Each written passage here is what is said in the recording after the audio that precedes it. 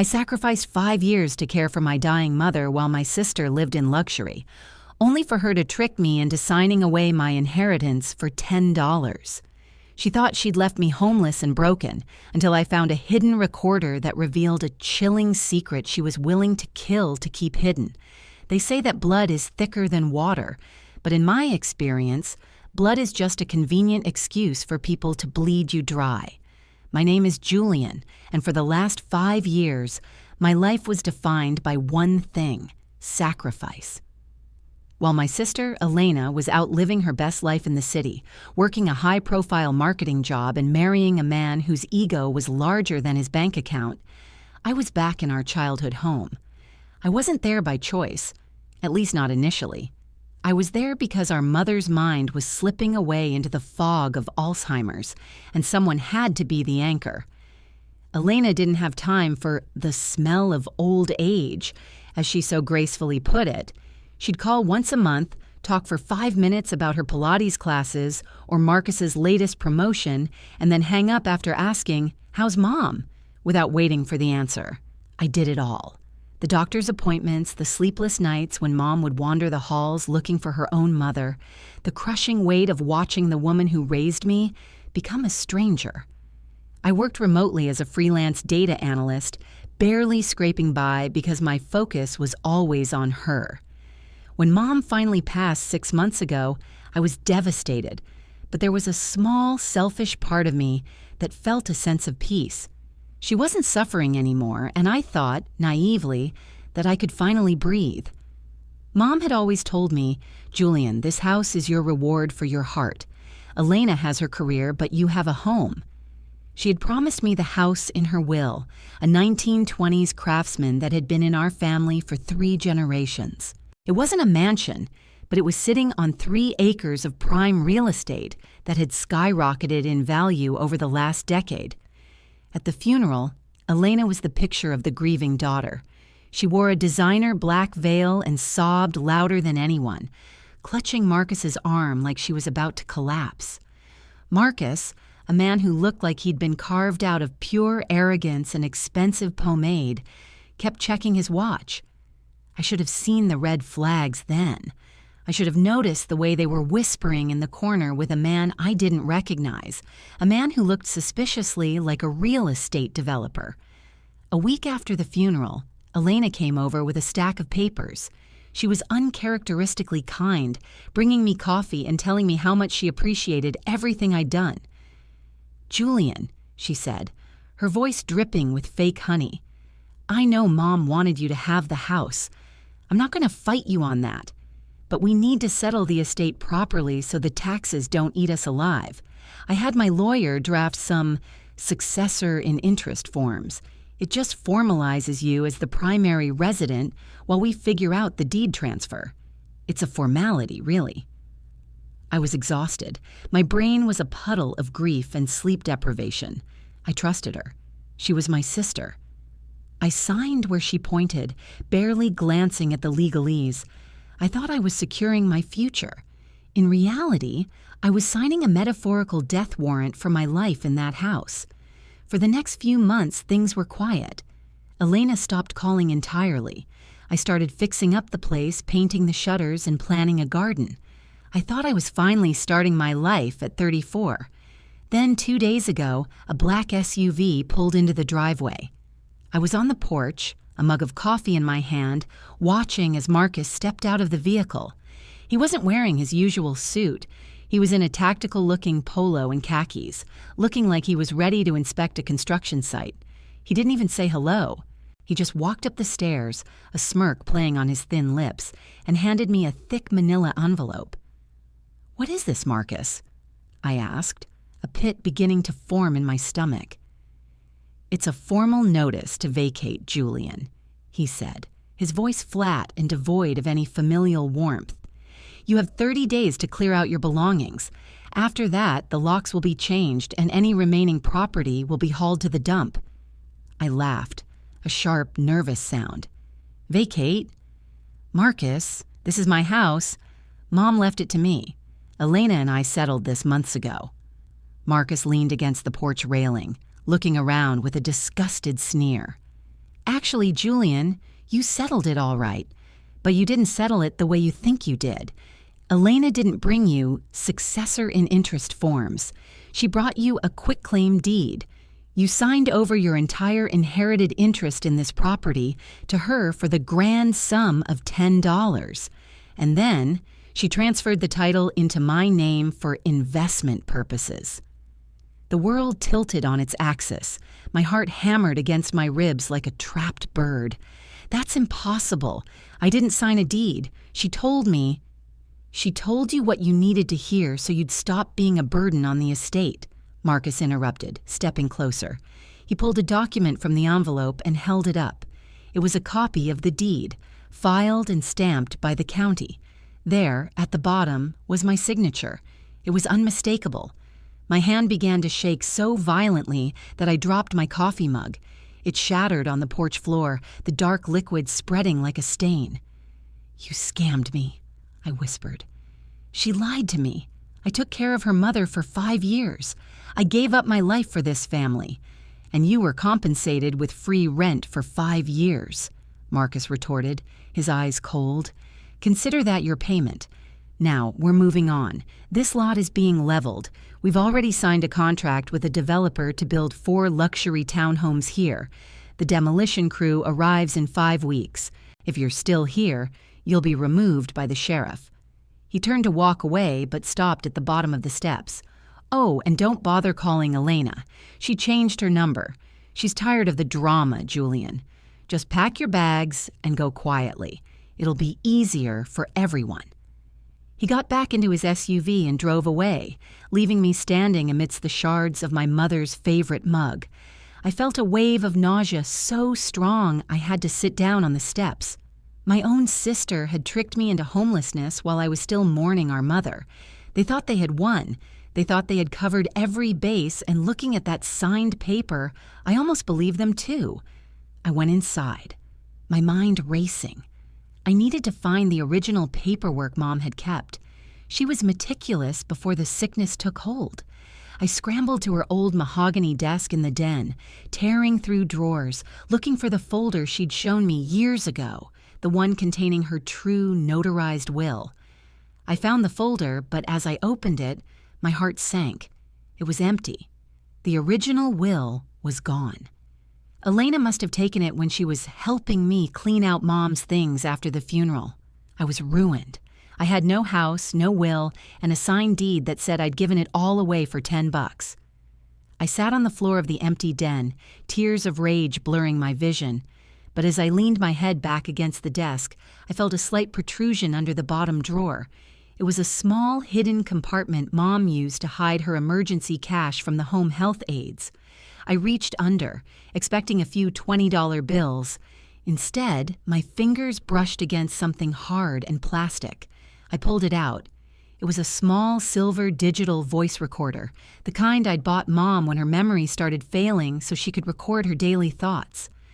There was a sticky note attached to it in Mom's shaky, late-stage handwriting. It said, "For Julian," in case they try to take it. With trembling fingers, I pressed play. The first thing I heard wasn't my mother's voice. It was the sound of a hushed, frantic argument between Elena and Marcus, recorded in this very room only 2 weeks before Mom passed. "The old woman won't sign the new will, Elena," I heard Marcus's voice hiss through the speaker. "We're running out of time. If she dies now, the house goes to Julian and we get nothing." I know, Elena snapped back. "But I have a plan for that. If she won't sign, I'll just make sure Julian signs something even better. He's so pathetic and tired, he'll sign a confession of murder if I put it in front of him with a smile." My blood turned to ice as I listened to the next 30 seconds of the recording. Because what Elena said next changed everything, and it wasn't just about the house. "Wait," Elena's voice whispered on the recording. "Did you hear that? Is she awake?" Then, the sound of a door creaking open, followed by a sickeningly sweet tone. "Oh, Mama, you're awake. Here, drink this. It'll help you sleep. We just need you to be very, very still for a moment." The recording cut off with a sharp click, and my breath hitched in my throat. They didn't just steal my house. They had done something much, much worse.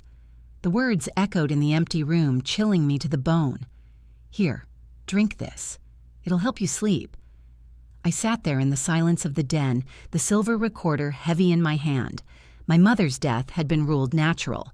Congestive heart failure brought on by age and the slow decline of her mind. But the tone in Elena's voice on that recording wasn't one of comfort.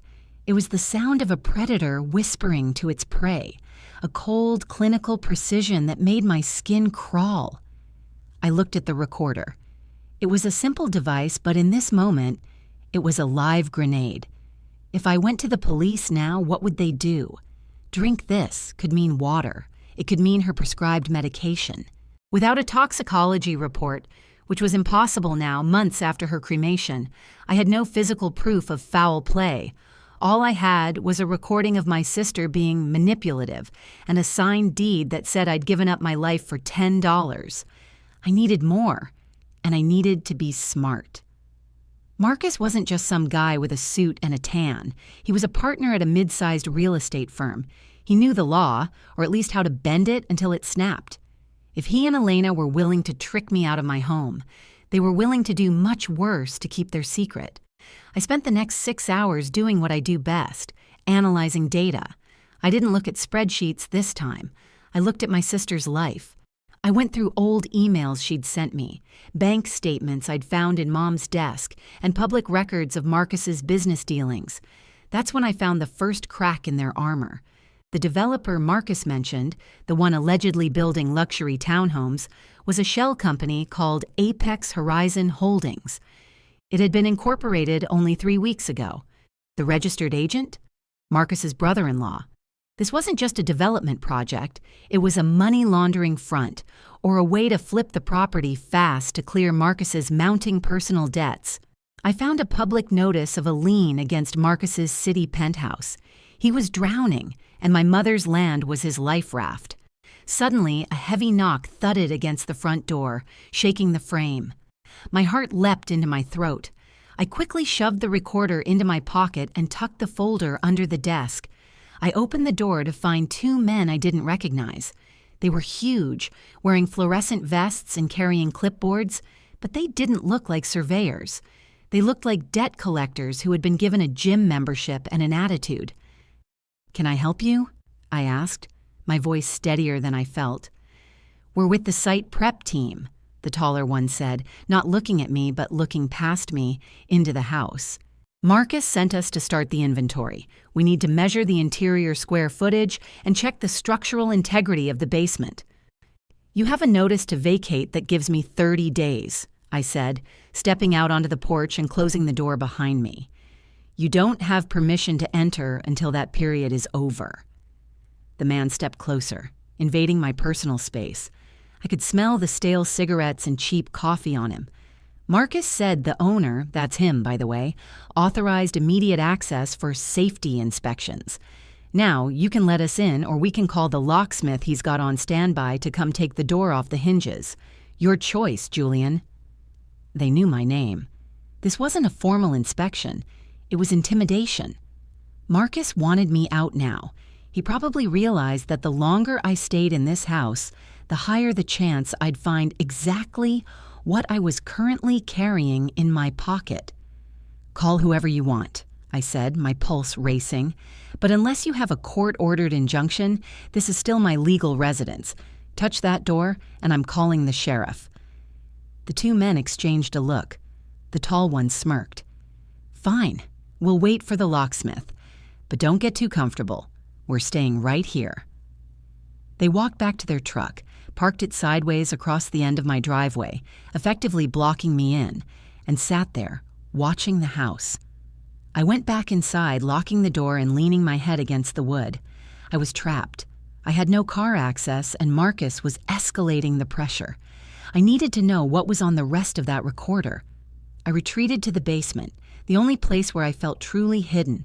Mom's basement was a labyrinth of Christmas decorations, old furniture, and boxes of my father's things. I sat on an old trunk, clicked the recorder, and fast-forwarded past the argument I'd heard. The next few entries were mundane. Mom talking to herself, trying to remember where she put her glasses. But then, a recording from the day before she died started. There was a third voice. "I don't care what the deed says, Marcus," a woman's voice said. It wasn't Elena. It was sharper, older. I realized with a shock it was Mrs. Gable, the notary public who lived 3 houses down and had been friends with Mom for 40 years. Martha was not in her right mind when she signed those papers. I'm not going to certify them. "You've already been paid for your services, Beatrice," Marcus's voice replied, smooth as silk and twice as deadly. "If you suddenly have an attack of conscience, it would be a shame for the local authorities to find out about your nephew's little legal troubles in the city. I believe I have the files right here." A long silence followed. Then the sound of a stamp hitting paper. Thump, thump. "Good," Marcus said. "Now give me the original, and remember, Beatrice, Martha is going to sleep soon. It's better for everyone if she just doesn't wake up." My hands were shaking so hard I almost dropped the device. They hadn't just tricked me. They had blackmailed a notary and hinted at premeditated murder. This was no longer a civil dispute over a house. I heard a sudden, violent crash from upstairs, the sound of glass shattering. Then the heavy thud of boots on the hardwood floor of the living room. "Julian!" Marcus's voice boomed through the house, no longer calm, no longer pretending. "I know you're in here, and I know you found it. The little silver toy Mom used to play with?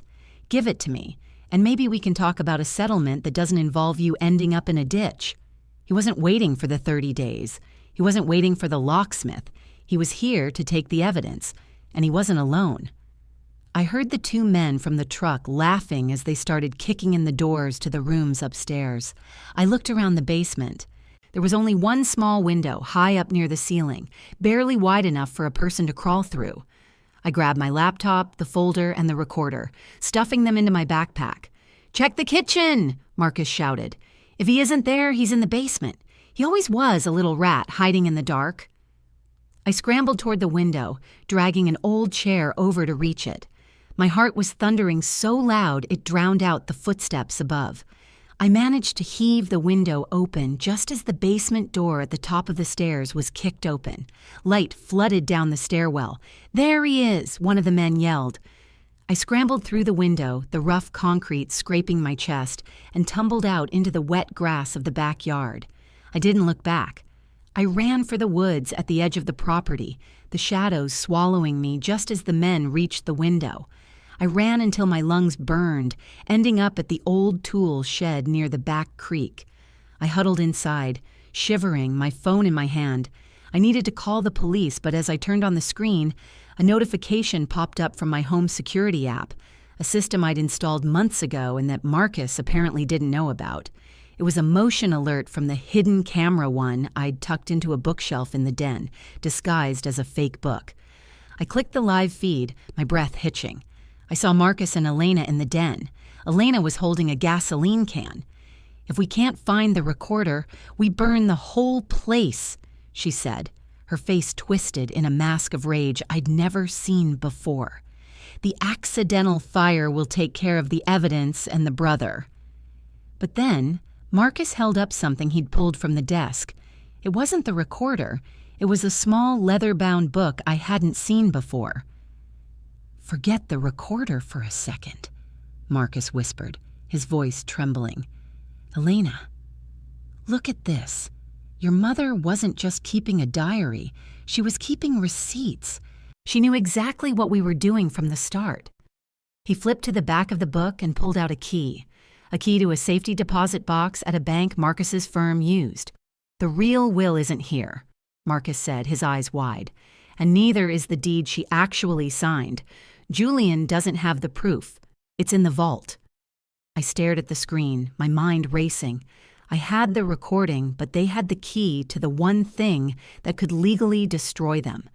And then I saw something on the camera that made my blood run cold. Behind Marcus, in the doorway of the den, stood a figure. It was Mrs. Gable, the notary. She was holding a shotgun, and she didn't look like she was there to help them. "I told you, Marcus," she rasped, her voice coming through the tiny speaker of my phone. "I wasn't going to let you do it again." Before I could process what was happening, the screen went black. A gunshot echoed through the woods, coming from the direction of the house.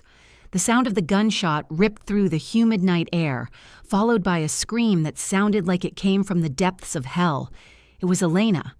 I didn't stay hidden. Every instinct told me to run deeper into the woods, to disappear into the night, and call the police from a gas station miles away.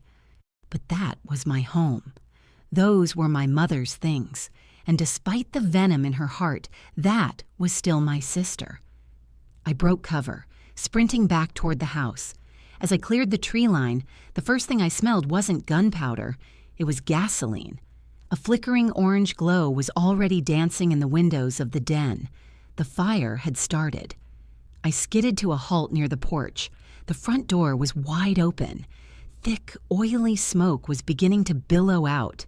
Through the haze, I saw a figure slumped on the stairs. It was one of the men Marcus had brought, clutching his shoulder, blood seeping through his fingers.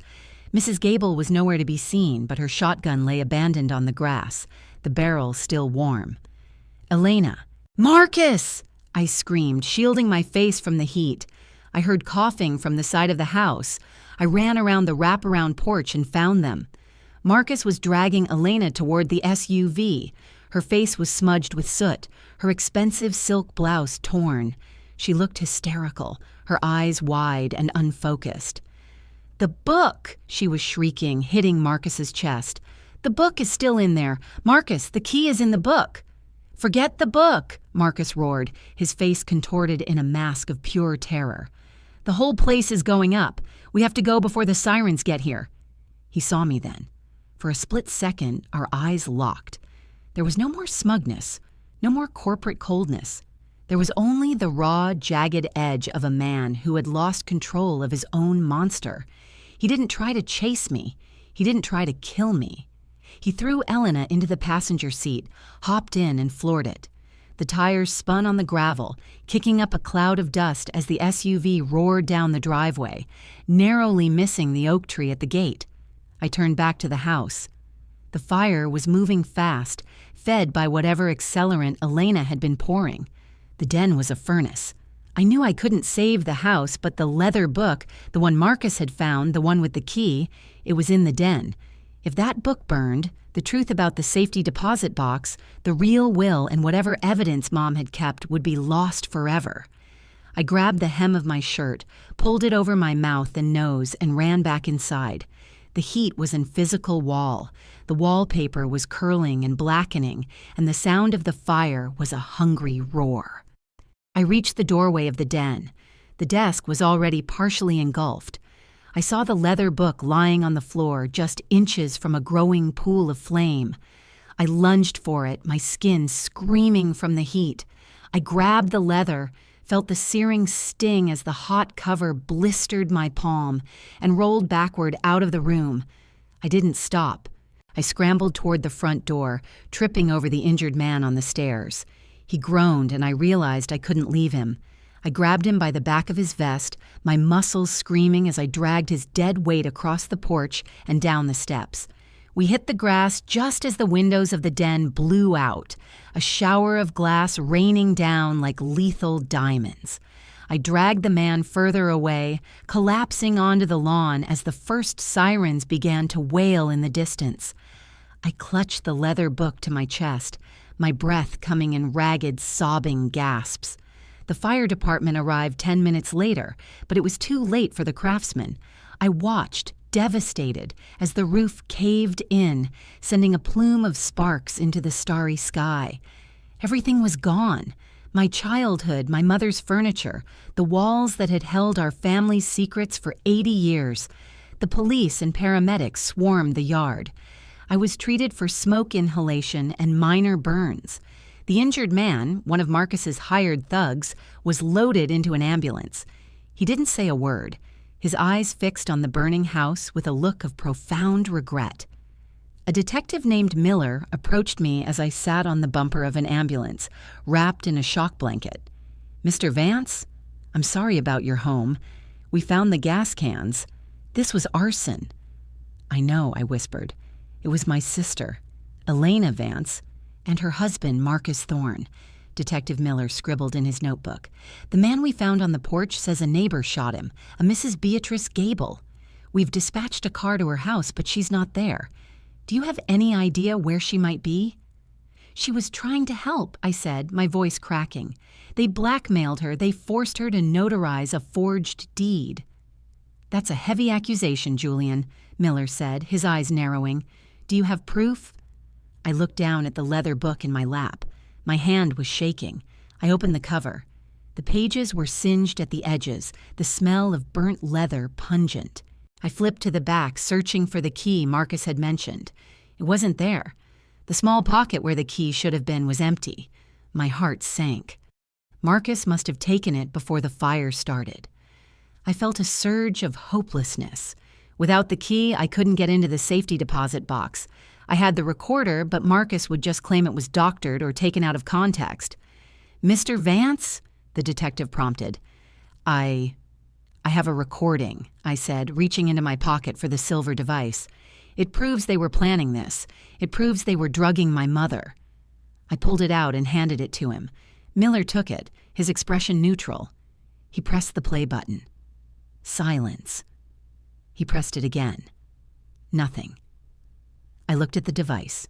The casing was cracked, likely from when I tumbled out of the basement window or during the chaos of the fire. The small LCD screen was dark. The heat or the impact had fried the circuitry. "It's broken," I stammered, panic rising in my throat. "It was working an hour ago. I heard them. I heard them talking about the bank and the drugs." Miller sighed, a look of pity in his eyes. "Julian, I understand you're under a lot of stress. You've lost your home. But without the recording and without a witness, Mrs. Gable is missing, by the way, your word against a high-profile lawyer and his wife isn't going to go very far in court, especially since there's a signed deed at the county office with your signature on it." "They scammed me," I yelled, standing up. "Look at the book. Look at the notes my mother kept." I handed him the leather journal. Miller flipped through it. His face didn't change. "This looks like the diary of a woman suffering from advanced dementia, Julian. It's rambling. It's full of paranoia about people in the walls and the poison in the tea. A defense attorney would tear this apart in seconds as proof that she wasn't in her right mind." He handed the book back to me. "Get some rest. We'll be in touch." I stood there, alone on the lawn of my ruined life, as the fire trucks began to pack up. Marcus and Elena had won. They had the key, they had the legal deed, and my evidence was either broken or useless. I looked at the leather book again, flipping through the pages in the dim light of the street lamp. I stopped at the very last page, one I hadn't seen before. It wasn't a diary entry. It was a series of numbers and letters, a coordinate, and underneath it, a single sentence in my mother's strongest, clearest handwriting. "Julian, the vault at the bank is a distraction. They think that's where the truth is. But you know where I really keep the things I love. Look under the roots of the sleeping giant." The sleeping giant. It was an old, gnarled willow tree at the very back of the property near the creek. We used to play there as kids. I looked toward the back of the property, past the smoldering ruins of the house. In the darkness, I saw a flashlight beam cutting through the trees near the creek. Someone was already there, and they weren't looking for a safety deposit box. I didn't wait for the detective to follow me. I didn't even wait for the adrenaline-fueled shaking in my legs to stop. I knew those woods better than Marcus ever could. I knew the way the ground dipped near the old stone fence and where the blackberry brambles would snag your clothes if you weren't careful. The sleeping giant was a massive, weeping willow that sat at the edge of the creek. Its branches hung low, creating a natural curtain that hid a hollowed-out space beneath its trunk. It had been my fortress when I was a child, and in her final months, it had become my mother's sanctuary. She'd spend hours sitting there, claiming she was listening to the water, but now I realized she was doing something else entirely. She was hiding her life's work from the vultures circling her bed. As I crept through the underbrush, the beam of the flashlight ahead grew brighter. I heard the rhythmic thwack of a shovel hitting dirt. "It has to be here," Marcus's voice hissed, raw and desperate. "The note in the book said under the roots. If we don't find it, that lawyer will have our heads for the down payment we already spent." "Just dig, Marcus," Elena snapped. She was standing a few feet away, her silhouette framed by the moonlight. She was holding a heavy, industrial-sized flashlight, her eyes darting around the dark woods. If Julian wasn't lying about that recorder, we're dead anyway. This is the only leverage we have left. The developer needs the original deed, not that notarized copy Beatrice tried to mess with. I felt a cold surge of clarity. They didn't just want the house. They needed the original chain of title to finalize the sale to their Apex shell company. The copy I had signed was a decoy, a way to keep me quiet while they worked on the real theft. I moved closer, my heart drumming against my ribs. I was only 20 feet away now, shielded by a dense thicket of ferns. Marcus let out a grunt of triumph. The sound of metal hitting metal rang out. Clang. "I got it," he panted. He dropped the shovel and reached into the hole, pulling out a small, airtight Pelican case, the kind used for high-end camera equipment. It was locked with a heavy-duty padlock. "Open it," Elena whispered, stepping closer. "I don't have the key, Elena. The key was in the—" "Use the shovel!" Marcus didn't need to be told twice. He wedged the tip of the shovel into the latch and heaved. With a violent crack, the plastic casing snapped and the lid popped open. I held my breath, praying. If my mother had really hidden the truth there, this was the moment it would either save me or be destroyed by the people who had already taken everything else. Marcus reached inside and pulled out a stack of papers wrapped in heavy plastic, but as he unfurled them, his face dropped. Even in the dim light of the flashlight, I could see his confusion. "What is it?" Elena asked, leaning in. "It's not the deed," Marcus whispered, his voice trembling. It's a medical file and a thumb drive." He flipped through the papers. "Elena, these are lab results from a private clinic in the city. Dates ranging from 3 months ago right up until the week she died." "What lab results?" "Toxicology," Marcus said, his voice barely audible. "She wasn't just recording us, Elena. She was saving her own blood samples. She knew we were slipping the benzodiazepines into her tea. She had them tested." The air left my lungs. My mother, even as her mind was supposedly failing, had been 3 steps ahead of them. She had been playing the part of the confused old woman while systematically building a murder case against her own daughter. "Give me those," Elena said, her voice suddenly devoid of all emotion. It was a flat, terrifying sound. She snatched the papers from Marcus.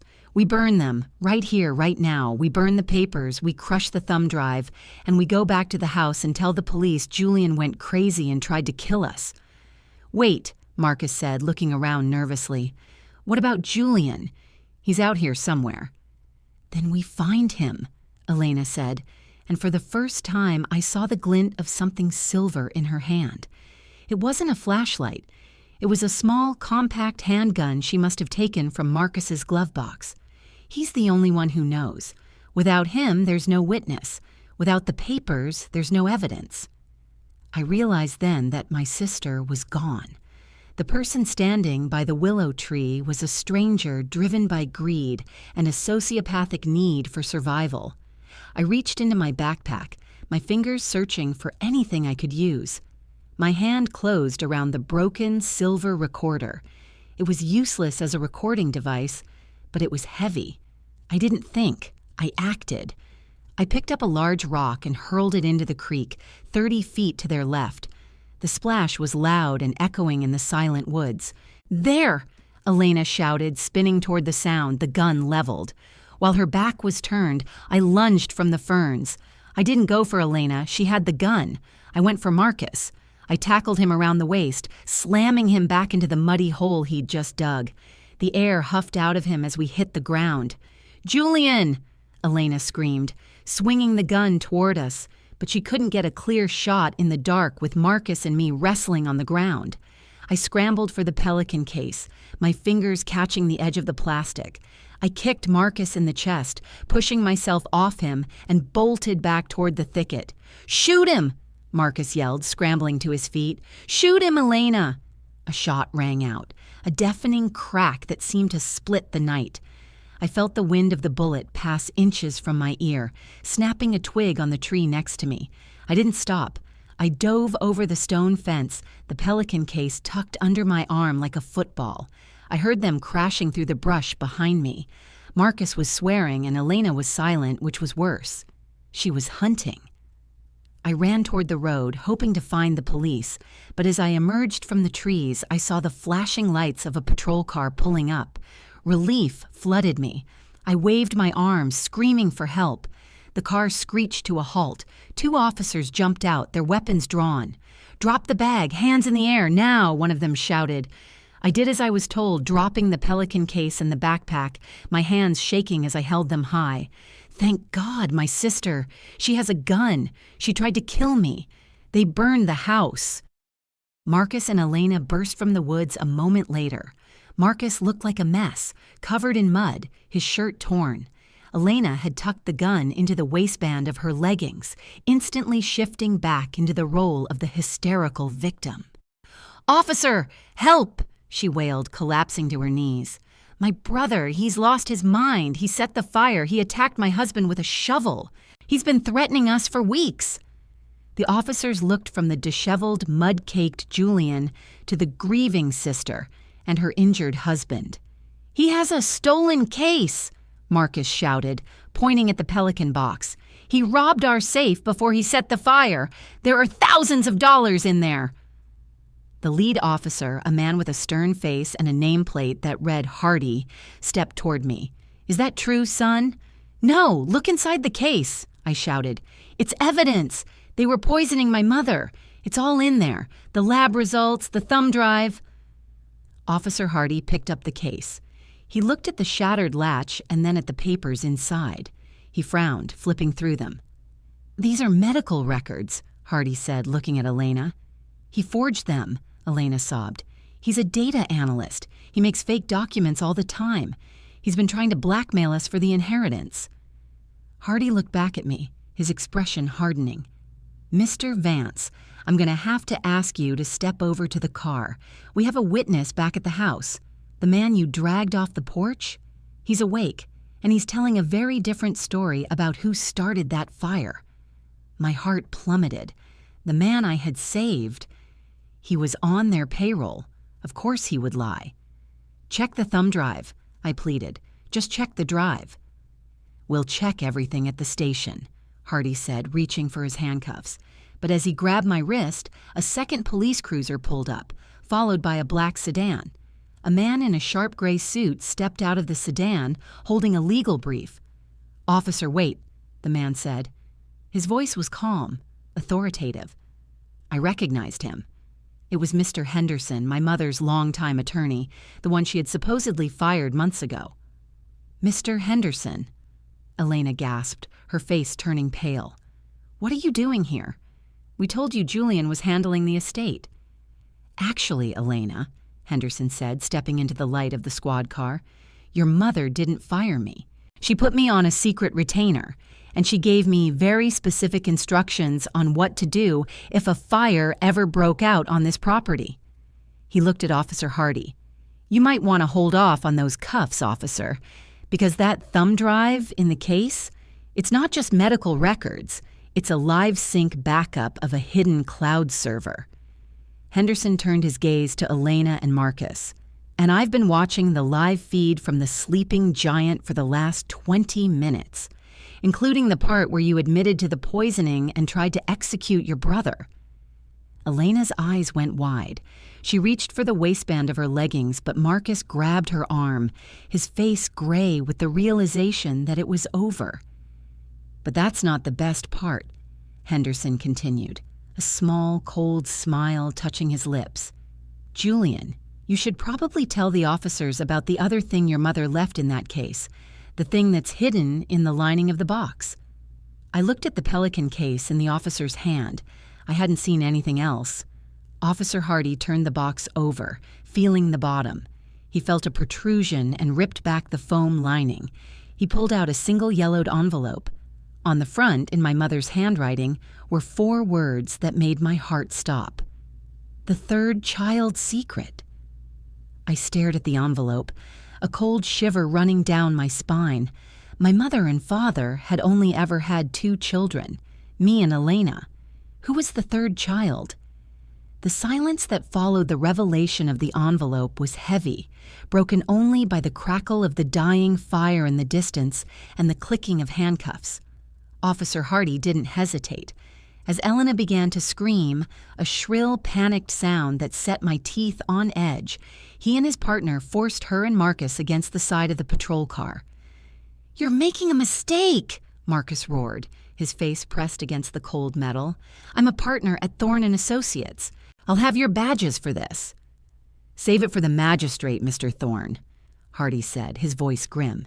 "Attempted murder, arson, and witness intimidation are a hell of a way to start a Tuesday." I stood trembling, clutching the yellowed envelope. My mother and father had been married for 40 years. They were the pillars of the community, the quintessential perfect couple. The idea of a third child was a seismic shift in everything I knew about my identity.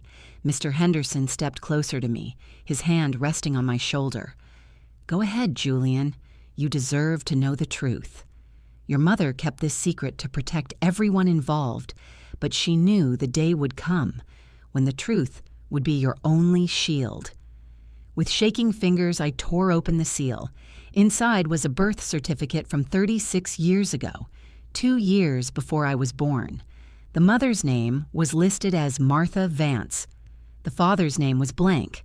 Attached to it was a photograph of a young woman with the same striking gray eyes as my mother, holding a newborn in a hospital blanket. And beneath the photo was a letter. "My dearest Julian," it began in Mom's elegant script. "If you are reading this, the worst has happened, and my fears about Elena and Marcus have come to pass. I am so sorry for the burden I have placed on you. I gave up my first daughter, Sarah, because your father's family would have disowned him for a child that wasn't his. But Sarah found me 5 years ago. She didn't want money, Julian. She wanted a mother. And when she saw what Marcus was doing, how he was using his firm to scout elderly homeowners for his development scams, she went undercover. She is the one who helped me set the traps. She is the one who recorded the meetings. She is the third child who has been watching over us both." I looked up, stunned. "Sarah? She's real?" "She's more than real," Henderson said. He looked toward the black sedan. The passenger door opened and a woman stepped out. She looked so much like a younger version of our mother, it felt like seeing a ghost. She was dressed in professional attire, her expression one of fierce, quiet resolve. Elena, seeing the woman, stopped screaming. Her face went deathly pale. "You," she whispered, "the paralegal, Sarah from the city office." Sarah walked toward us, ignoring Elena's gaze. She stopped in front of me and reached out, her hand trembling slightly as she touched my arm. "I'm sorry I couldn't tell you sooner, Julian. Mom was adamant that you stay out of the crosshairs until we had enough to put them away for good. If Marcus knew I was related to you, he would have destroyed the evidence before we could secure it." She turned to the officers and handed over a thick briefcase. "Inside, you'll find the original ledgers from Apex Horizon Holdings. Marcus didn't just scam Julian. He's been embezzling from his own clients to fund his gambling debts. And there's a full recording of the night they planned the accidental overdose for Martha Vance." The evidence was undeniable. It was a landslide. The weeks that followed were a blur of depositions, court hearings, and the slow, painful process of sorting through the wreckage of my life.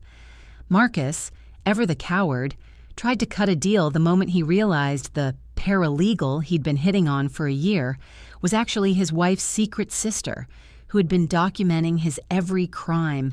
He turned on Elena, claiming she was the mastermind behind the poisoning and the arson. Elena, in turn, suffered a complete mental breakdown in custody. She couldn't handle the loss of her status, her money, or her freedom. She was eventually sentenced to 15 years for arson and conspiracy to commit murder. Marcus got 20, his white-collar crimes adding a decade to his sentence. Mrs. Gable, the notary, was found hiding at her sister's house 2 towns over. She was terrified but agreed to testify. Her nephew's legal troubles turned out to be a minor drug charge Marcus had trumped up to blackmail her. With Henderson's help, the nephew was cleared, and Mrs. Gable was given immunity for her testimony. But the most incredible part was the house. The insurance company, faced with the overwhelming evidence of arson by a non-beneficiary, since the deed was proven to be a forgery, Elena had no legal claim, paid out the full value of the home and its contents. 3 months later, I stood on the cleared lot of our old property. The blackened ruins were gone, replaced by the fresh, pine-scented skeleton of a new house. It wouldn't be the 1920s craftsman, but it would be mine. Truly mine. Sarah was there with me, helping me plant a new row of willow saplings near the creek. We were still strangers in many ways, but we had a lifetime of stories to catch up on. She told me about the secret visits she'd had with Mom in the sleeping giant while I was out running errands or at the pharmacy. Mom had spent her final years not just being cared for by me, but being protected by the daughter she thought she'd lost. "She loved you so much, Julian," Sarah said, patting the dirt around a sapling. "She told me that her only regret was that she couldn't tell you the truth herself. She wanted you to have a life free of the shadows she carried." I looked at the silver recorder in my hand. Sarah had managed to get a specialist to recover the data from the fried chip. I hadn't listened to the whole thing yet. The parts with Marcus and Elena were too painful. But there was one last file Sarah told me I needed to hear. I pressed play. "Julian." Mom's voice was clear, vibrant, and full of the sharp wit she'd had before the fog set in. "If you're hearing this, it means you've met Sarah. It means you fought for your home. I know it was hard. I know you felt alone. But remember what I told you. The house is just wood and stone. The heart is what matters. You kept your heart, my son. You didn't let them take that. Build something new, build something happy, and tell Sarah. Tell her she was the best secret I ever kept." The recording ended with the sound of a soft, contented sigh. I looked up at the blue sky, the weight that had been crushing my chest for 5 years finally lifting. My sister had tried to destroy me, and her husband had tried to erase me. They thought they were the smartest people in the room. But they had forgotten the one thing my mother never did. Blood is thicker than water, yes. But love? Love is the only thing that can't be burned down. As the sun began to set over the creek, casting long, golden shadows across the grass, I took Sarah's hand. We walked toward the new house together, leaving the ashes of the past behind us. For the first time in my life, I wasn't just a caregiver or a victim. I was a brother, a survivor, and finally, I was home.